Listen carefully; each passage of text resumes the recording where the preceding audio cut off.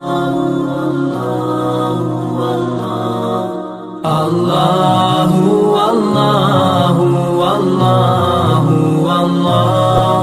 Allahu Allahu Allahu Allah. السلام علیکم ورحمۃ اللہ وبرکاتہ۔ میں ابو بکر حیات آپ کے ساتھ مخاطب ہوں۔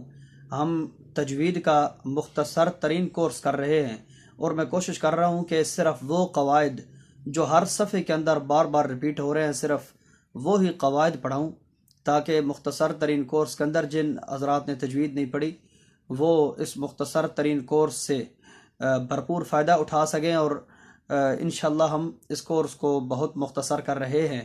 صرف وہ قواعد پڑھا رہا ہوں جو قرآن کریم کی چھوٹی سی چھوٹی صورت کے اندر بھی ان قواعد کی ضرورت پڑتی ہے، اور قرآن کریم کے ہر صفحے کے اندر 8 سے 10 15 سے 20 بار وہ بار بار ریپیٹ ہوتے ہیں۔ تو نون ساکن اور نون تنوین کے احوال میں اب تک ہم اظہار، ادغام اور اقلاب پڑھ چکے ہیں، تو آج ہم نے اخفاء پڑھنا ہے۔ اخفاء کی انتہائی آسان طریق ہے، اور پورے قرآن کے ہر چھوٹی سی چھوٹی صورت، مثال کے طور پر وَمِن شَرٍ وَمِن شَرٍ النَّفَّاثَاتِ، یہ دیکھیے اخفاء کی بالکل چھوٹی سی صورت ہے۔ اس کے علاوہ الہ الناس، من شر، یہ اخفاء کیا چیز ہے؟ پورے قرآن کے اندر یہ بار بار ریپیٹ ہوتا ہے، اور ہر صفحے کے اندر یہ کئی بار اس اخفاء کو ہمیں پڑھنے کی ضرورت پڑتی ہے۔ تو اس کی ادائیگی کا اور اس کی تعریف آج ہم سیکھیں گے، اور اس کی ادائیگی کا طریقہ بھی کہ اخفاء کس کو کہتے ہیں۔ یاد رکھیں، اخفاء کہتے ہیں چھپانے کو۔ غنہ کے اندر پوری آواز ناک میں چھپتی ہے، اور اخفاء کے اندر آدھی آواز ناک میں چھپتی ہے۔ تو اخفاء کی تعریف یہ ہے، نون ساکن اور نون تنوین کے بعد حروف ہلکی، حروف یرملون، الف اور با کے علاوہ کوئی حرف بھی آ جائے تو وہاں اخفاء ہوتا ہے۔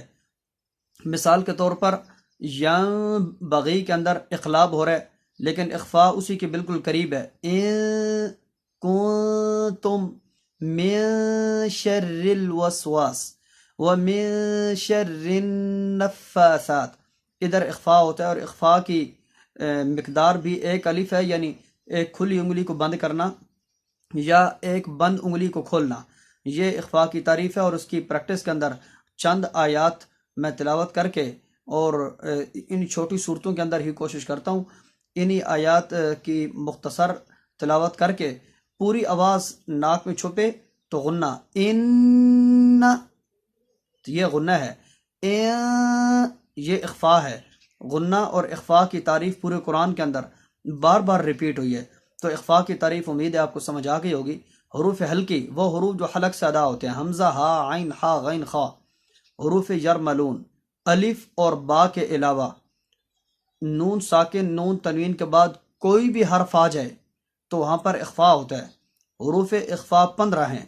مثال کے طور پر نون ساکن نون تنوین کے بعد با آ گیا، تا، سا، جیم، دال، ذال، را، زا، سین، شین، صاد، ضاد، طا، غا،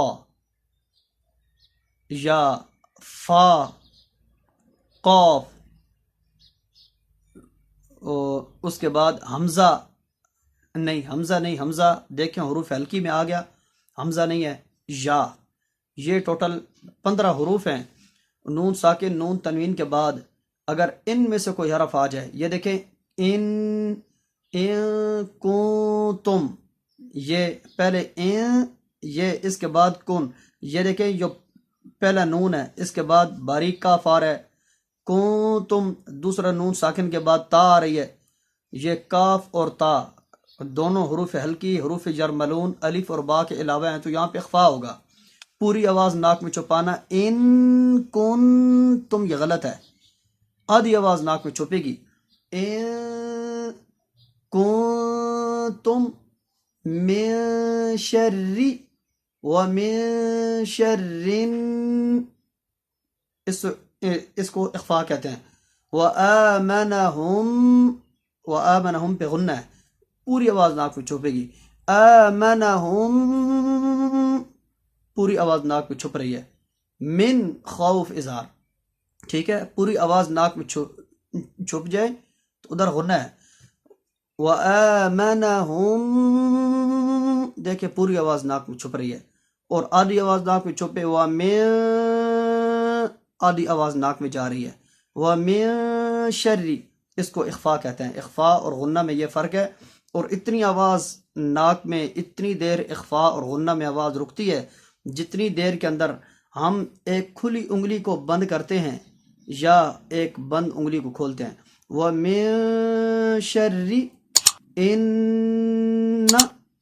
دونوں کی مقدار ایک ہی ہے. تو چند مثالیں ہم قرآن کریم کی تلاوت کر کے اخفا کی پریکٹس کرتے ہیں. اعوذ باللہ من الشیطان الرجیم، بسم اللہ الرحمن الرحیم.